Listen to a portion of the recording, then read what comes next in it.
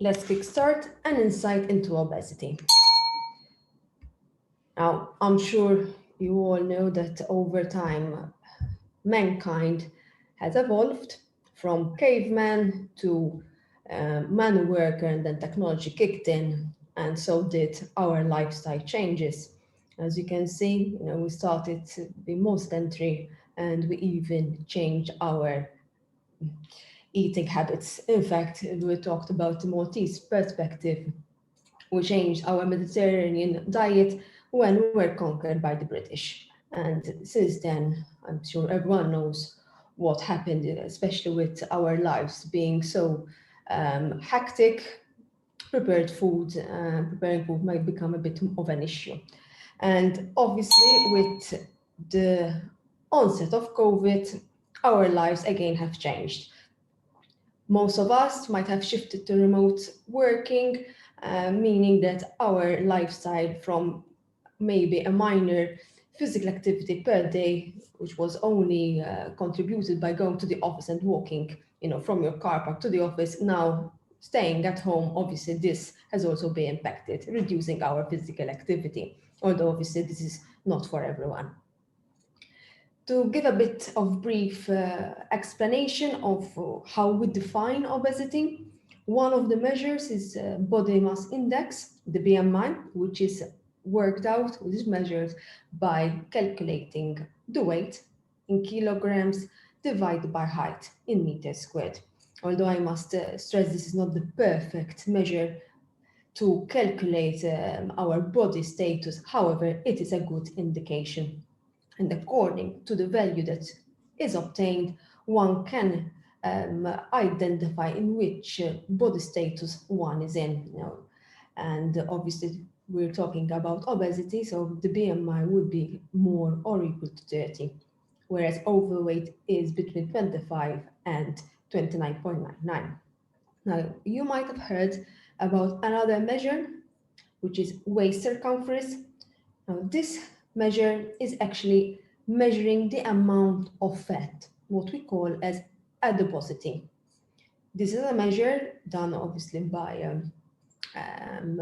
a meter, and the measuring point is between the lowest rib and the iliac crest. The iliac crest is basically the palpable part of your pelvis. And as you can see, now we have a difference for males and females. Now, the waist circumference is actually measuring what is called as visceral fat, which I'll be showing you as a photo next slide. Waist hip ratio, another measurement. Now we're considering the hip circumference, and it is worked out by dividing the waist by the height in meters. Now, more importantly, you might come across two different terms: subcutaneous fat and visceral fat. Subcutaneous fat is basically fat under your skin, whereas visceral fat is the bed fat. Why? Because this fat accumulates around your organs, and by time it is impinging on your organs, causing problems, such as problems with the heart, among other things. And the measure of visceral fat is through what I just described as waist circumference.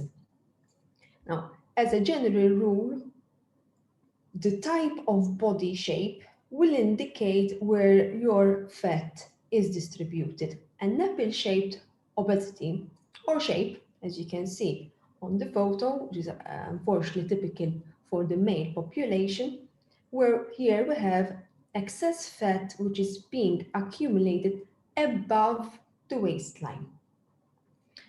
Therefore, we have a bigger abdominal girth when compared to the hip circumference. This is associated with a number of different health problems. A pear-shaped obesity is more common in females. This is where the fat is accumulating below the waistline, so in other words, around the hips and the thighs. This is most commonly associated with fat under the skin. It doesn't mean it is good, but it is associated less with health-related issues. Now, if we shift to the Maltese perspective, so how are we doing as a Maltese population?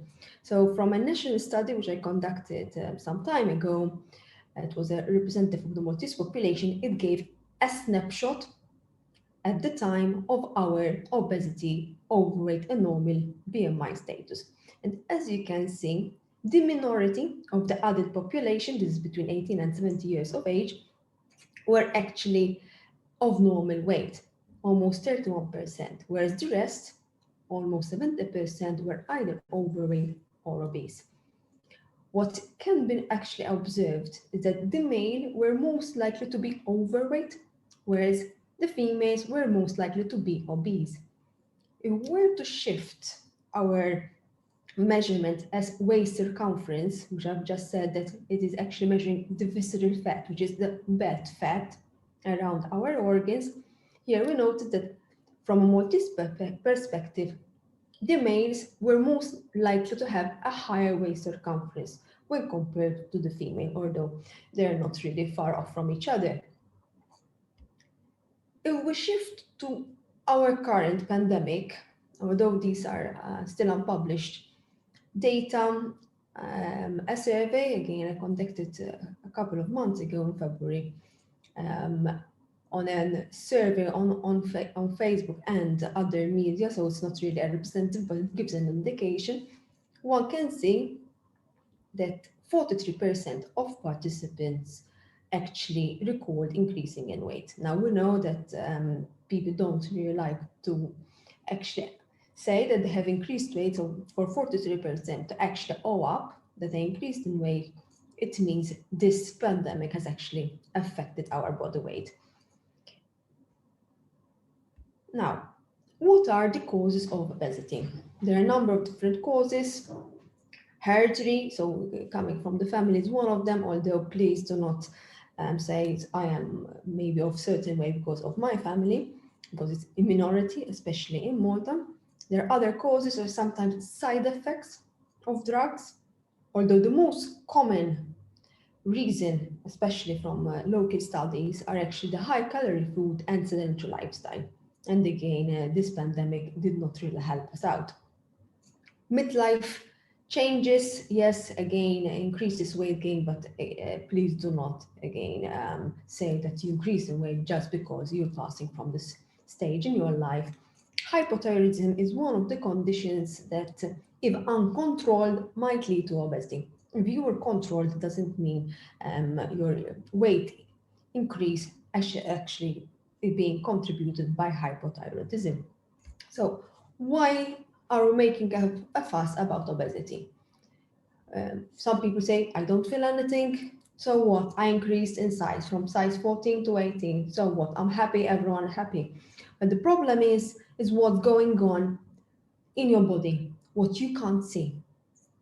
Obesity leads to a number of different conditions, such as heart problems, increase in blood pressure, osteoarthritis, type 2 diabetes, increase in lipid content in your body, in your blood, and obstructive sleep apnea. Now, obstructive sleep apnea is basically when you have an increased fat deposit around your neck, and when you're trying to sleep at night, unfortunately, it does not let you sleep. So you are disturbing your night restful sleep. So you're waking up and sleeping, wake up and sleeping, and eventually, obviously, when it comes to daytime, you have increased risk of falling asleep during whatever your daily routine is like, such as driving or working. And this might obviously lead to a number of accidents and involve not yourself but others.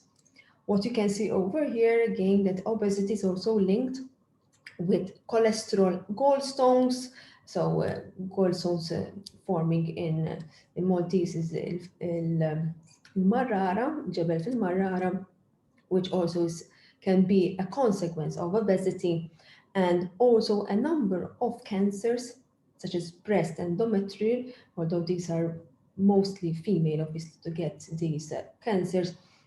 Males also can actually have cancers contributed because of obesity. Again, I must stress that it doesn't because you have a certain weight, it means you don't have any one of these conditions. It's just you are more at risk, more predisposed to actually getting other medical problems. So, in a nutshell, although this is outside today's talk, there are different things that can be performed if you are overweight. First thing you need to start is actually lifestyle modification, so having a look at diet, physical activity, and then if these don't kick in as much as you would like, then obviously speak to your personal doctor. And there are other things such as drugs and surgery if you're of certain BMI that can actually be offered. However, this is at individual level, so obviously you need always to consult with your own doctor. And with that, I would like to thank you for your attention. If you have any questions, please share them on the chat and I will get back to you later on. Now, our next speaker is Dr. Antonella Grima, who will be discussing eating habits on a budget. Dr. Grima, the floor is yours. Thank you very much. So today I will be talking to you about eating healthy on a budget. I've chosen this topic in particular because due to the pandemic that we've been going through for the past year or so, a lot of us have had to cut down on their budget and have had to compromise financially. And sometimes food is one of the first things that we do cut down on quality-wise. And as we are very well aware, eating healthy food that nourishes our body is one of the best ways to avoid us having complications with regard to COVID-19. In fact, obesity is one of the risk factors for COVID-19, and even being undernourished is another risk factor for many diseases as well. And when I say undernourished, it doesn't mean that we're not eating enough, but it means that we're not getting enough nutrients from the food that we are eating. Now, this is some information about me if you'd like to have a look. One of the most important things I find when eating healthy, or whether it's only to be healthy or also to be careful with our pocket, is to plan your meals. When we are hungry and we haven't planned, usually the choices that we make are not ideal both for our pocket and for our diet intentions, because we end up having fast food takeaways and so on. Use a shopping list and stick to it. And when you have a list and you go to your supermarket with it, and there's more of a chance that you stick to the list and do not buy extra items that you don't really need. And most of these will end up being comfort foods that make us gain weight and complicate matters more. Before preparing your meals, have a look into your fridge and into your pantry and see what there is. If there are items that are still good to eat, but they will perish, start by cooking or eating those first and leave things that are have a longer shelf life for later on.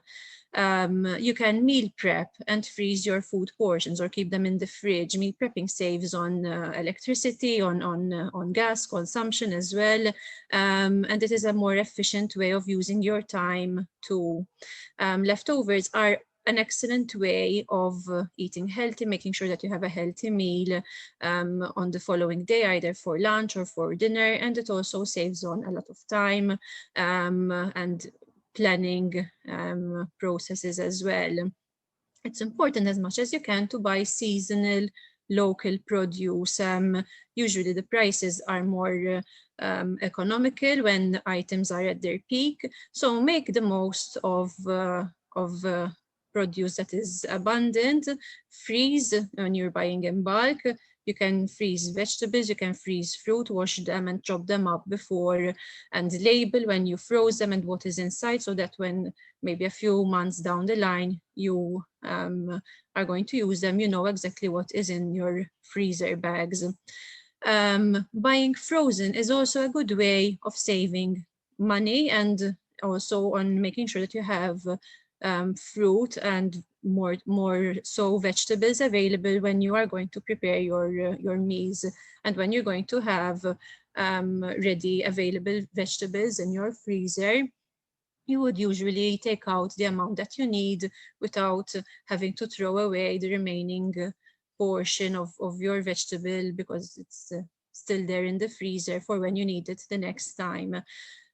Sometimes we are loyal to particular brands, so it's good to keep in mind that, sorry about that, there might be cheaper brands that are just as good quality-wise. Try to go for maybe European products and products that are traceable.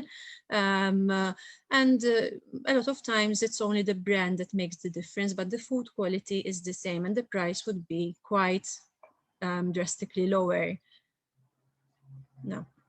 Eat more vegetables. I'm sorry about this. Vegetables tend to be much cheaper than other food groups. So if you fill your plate with more vegetables and have less of things like meat, for example, you end up saving quite a bit of money while at the same time investing in your health. Legumes, such as peas, beans, chickpeas, are a protein source and they cost much less than things like red meat, for example, and they are actually good to include in our diet and as a source of protein. They are cheap, readily available, they can be incorporated in different recipes, and they have been proven to help us with reducing our blood sugar and reducing our blood cholesterol, for example. And in fact, people who live for a long time have legumes as a staple part of their diet. Things like bread, for example, rather than buying fresh bread every day and throwing away what we do not use, we can prepare the portions in the freezer and only bring out 1 or 2 slices accordingly and use what we brought out of the freezer. That way we don't overeat, and at the same time we would not risk having stale bread that we end up throwing away. Things that are canned or frozen can be bought in bulk. You can either buy them from the wholesaler, for example. Usually the prices are marked down.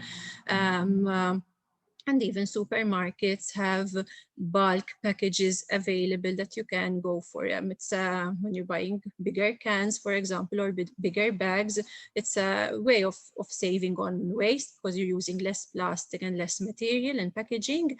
And at the same time, you are saving money. And it is comfortable as well because you don't have to do multiple trips to your grocer, to your supermarket. And you can also maybe, if there are bags that are a bit too big, you can share them with your family members and buy together. Things like sauces, marinades, and ready-made foods usually are more processed, so they have added extra ingredients like, for example, salt and sugar and more fats. And because they have been processed, the price is usually more. For example, if you buy plain chicken breast, the price would be less. And if you buy, for example, marinated chicken breast, the price is more. And if you buy, for example, chicken with a batter on it, the price is even more, like breadcrumbs, for example. So it's something to keep in mind that cooking from scratch allows you to choose the ingredients that you would like to include in your meal, while at the same time saving money as well and choosing in a healthier way. When you go shopping at the supermarket or at your grocer, compare the prices of similar items. Sorry. For example, I'm thinking about apples or cherry tomatoes. You can compare the price per kilo of the same item and go for the item that costs less. And usually there is a difference and a discrepancy in the prices for similar items in most markets and supermarkets. When I mentioned at the beginning, having your shopping list available, it is to reduce the possibility of us getting things like fizzy drinks, crisps, snacks, snack bars, for example, and sweets and sweet treats. These are usually comfort foods that we resolve to when we are tired or hungry, when we go shopping and we don't know exactly what we're going to get. And they do cause quite an increase in the prices of what we get in our groceries. When we buy natural food, usually the price is much less, but when we buy a lot of processed foods, our shopping bill usually is quite hefty. And you might even make use of special offers or coupons or discounts to buy healthy food. And be careful, because one might fall into the trap of going for example, buy one get one free, and special discounts for things that are going to perish quite soon. So when you buy something, look at the label, see that it's not going to expire quite soon, and make sure that you will actually eat it rather than getting it without planning ahead. Here on the side, there's some contact information if you'd like to get in touch, and I will be very happy to answer your questions at the end. I will now pass on the floor to Fleur Bugeja. Antonella, thank you very much. All right. My name is Fleur Bugeja. I've been working as a nutritionist for the past 13 years. My topic today, I will be discussing a bit how COVID-19 has impacted the health of children, especially when it comes to obesity. So I'll be sharing my PowerPoint with you.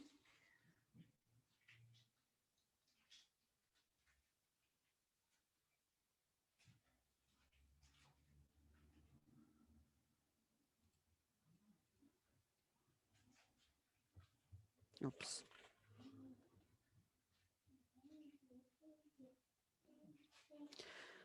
Okay, so doctors first discovered coronavirus at the end of last year, at the end of 2019, and we have seen that it has affected badly major determinants of health, and it has caused major upheavals around the world. Children, although they were less likely or less directly affected by the virus, they are paying a heavy price through its collateral damage.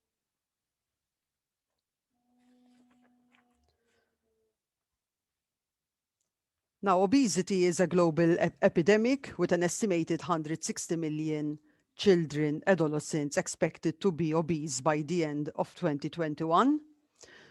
It is a disease which is based mainly on three major pillars, which are, as Dr. Sara also highlighted, genetics. We have also the behavioral determinants and environmental factors. Now, during the unprecedented times of COVID-19, the latter two, all right, so behavioral determinants and environmental factors, were the two pillars which have been potentially affected. Now, by the end of March 2021, an estimated 1.5 billion children globally, all right, and adolescents, they transitioned to remote learning following school closure. We have witnessed this only a few weeks ago. School closure coupled with socio-behavioral adaptations such as social distancing, being in quarantine, they are impacting the lifestyle of children and adolescents across the 24-hour day. So the slide shows some indirect effects which COVID-19 has had on children's health, which include inadequate nutrition. Now we have seen a trend toward increased weight in middle income and high income countries, whilst in low income countries, malnutrition has been reported. We've seen an increase in addiction to screens, decrease in physical activity, an increase in sedentary behavior. Many studies have reported disrupted sleep patterns and also a disrupted quality of sleep, an increase in anxiety, lack of schooling, social isolation. COVID-19 has also impacted the mental health of children, and we've seen an increased risk of child abuse, mainly because children were spending more time confined at home, maybe with the person who was perpetrating the abuse. So the aim of this presentation is to discuss the impact of the pandemic on children's nutrition and lifestyle, and some recommendations to provide strategies for lasting behavior change to ensure the health and well-being of children and adolescents will also be discussed. Although the impact of the pandemic on children has yet to be fully measured, I'm sharing with you some studies, all right, some first available data from international organizations, which give us some clues on how COVID-19 is affecting the health of children, especially when it comes to nutritional habits. The slide shows some studies reporting dietary habits and physical activity of children during home confinement. The first one is an Italian survey which was conducted on 41 children living with obesity aged 6 to 18 years after 3 weeks of home confinement in Italy. And findings report that intakes of potato chips, red meat, sugary drinks, increased significantly during lockdown, while time spent in sport activities decreased. All right, it was roughly around 2.3 hours per week, and screen time increased by 4.8 hours per day. Another study, it was an international survey conducted among 4 countries covering 820 adolescents, showed that there was in fact a significant increase in the consumption of fried foods and sweet foods during COVID-19 restrictions. Another study conducted in the United States, covering at 1,048 families, showed that 41.4% of respondents reported a decrease in fruit and vegetable intake. An interesting study is this last one, carried out after a semi-lockdown in Switzerland last August with data from 128 families, and they found that 40% of children reported eating and snacking more than usual. Time spent on screens increased for 75% of children and 100% for adolescents. The proportion of children were spending less than 2 hours of physical activity per day. 1/3 of parents estimated that their child gained excess weight during this period. And there were also some other health behaviors which were studies, which include sleep, stress, and anxiety. And this study reported that 58% of children suffered changes when it comes to stress, anxiety, and sleep. The most concerning finding is that the majority of these bad habits persisted more than 3 months after lockdown. Lockdowns may not only worsen weight, but also eating habits, since homes are likely stocked with ultra-processed and calorie-dense comfort foods. Poor diet quality and sedentary lifestyle acquired during the pandemic may not be easily reversible for children and their parents because they will become habit. We know that early childhood is a key period for learning healthy eating habits for life.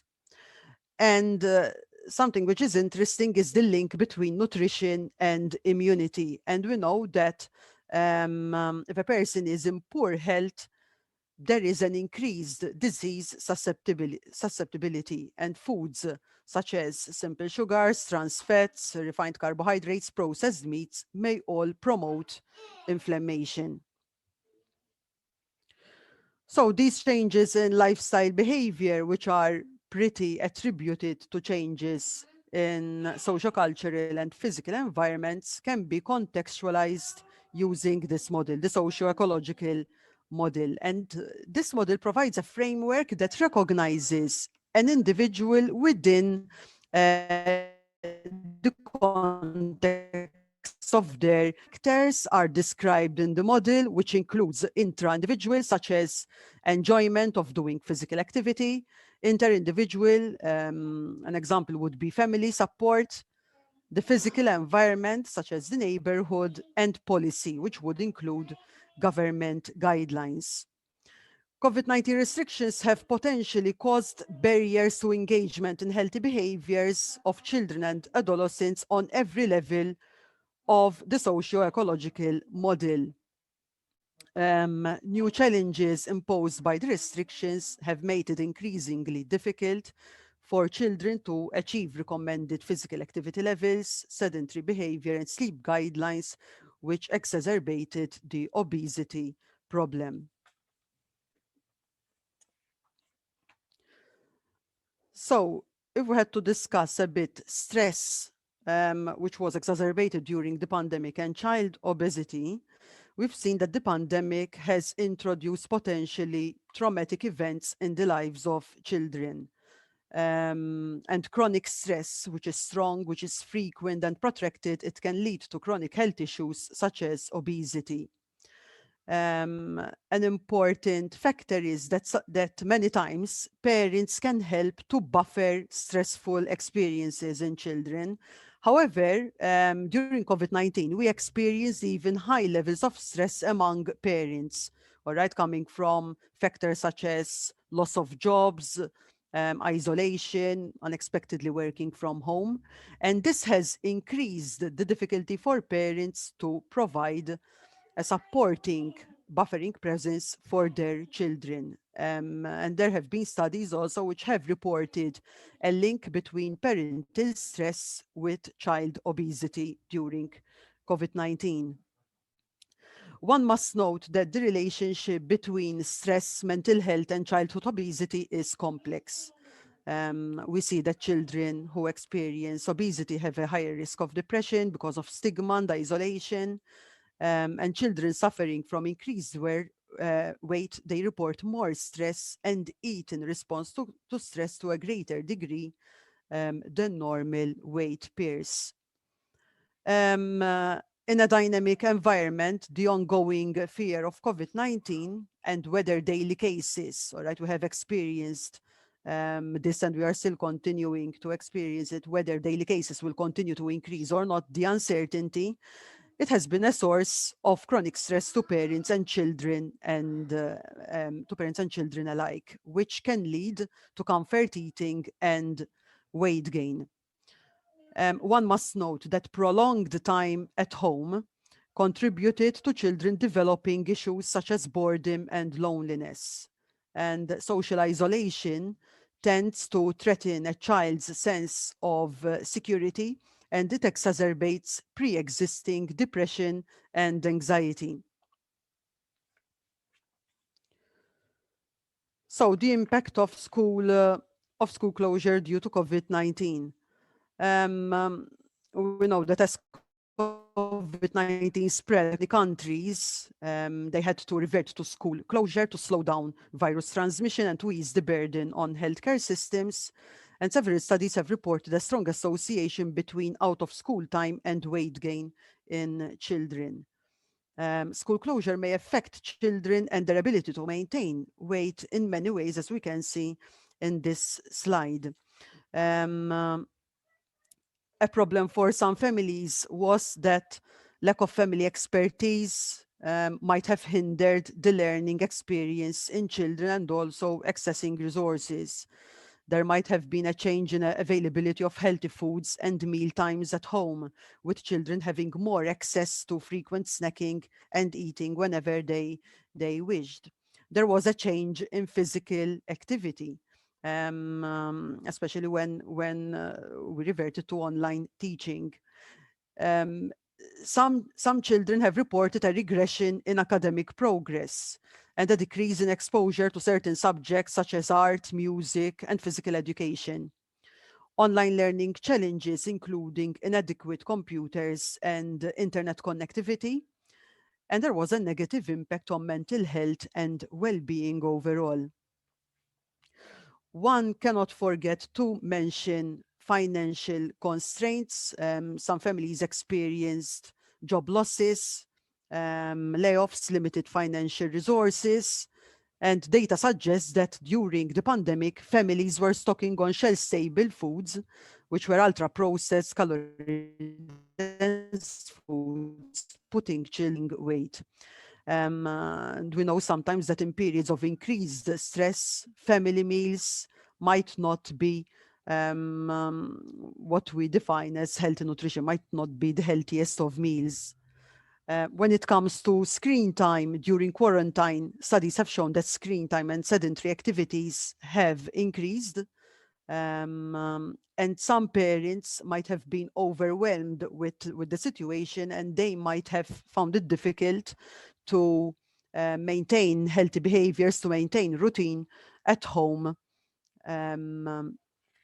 for the whole family. When it comes to exercise and physical activity, COVID-19 has increased risk factors for obesity, all right, through increased stress, decreased physical activity related to environmental and social changes. We are aware that online education lacked the physical educational component, recess times where children had more time to move about. With home isolation, access to opportunities and environments that support physical activity were decreased. Due to health regulations, public open spaces were limited, so children with no place to go or with no one to play with, they are less likely to engage in running and jumping and large motor skills. So when it comes to recommendations regarding nutrition, it is important that that us parents make meal preparation a family activity, and it is we cannot emphasize enough the importance of involving children in searching for recipes, in shopping, in cooking, chopping vegetables, etc. It is extremely important also to engage children in identifying the healthiest snack from several choices. Another helpful recommendation would be encouraging choices. All right. For instance, which vegetables for dinner? Okay. So rather than telling a child to eat vegetables or allowing the choice of no vegetables at all, it would be good to ask the child which vegetable they would like for dinner. To limit unhealthy snacks at home, because we know that once a person is surrounded by certain foods at home, when stress level hits or when it is high, we usually tend to revert to those comfort foods. To limit fast food consumption to no more than once a week, and make time for family meals together at the table. When it comes to physical activity, parents can help to establish a structured routine amidst the pandemic to ensure children are getting enough physical activity, all right? And with enough, we mean at least an hour of moderate to vigorous physical activity per day. That is just how much the WHO recommends with regards to physical activity for children and how much they need. Encourage children to get outdoors. And we know that activities like cycling, scootering, they have typically low level contact between children, and it encourages, as activities, they encourage social distancing. Enjoyment is a critical factor. So it is important that children find activities that they enjoy, such as walking the dog, maybe online physical education classes, physically active gaming like Wii Sport. At home, objects can be used to create obstacle courses, example, climbing the stairs, jumping over objects. Time spent outdoors could be promoted through family hikes. It is important also to limit screen time to less than 2 hours per day where possible, and to break up sedentary behavior with tasks such as gardening, walking with a family member, dancing with music, house chores, or playing non sedentary family games. So I hope you found this presentation insightful. Um, Thank you for your attention and for listening. I will take your questions in the chat. Thank you.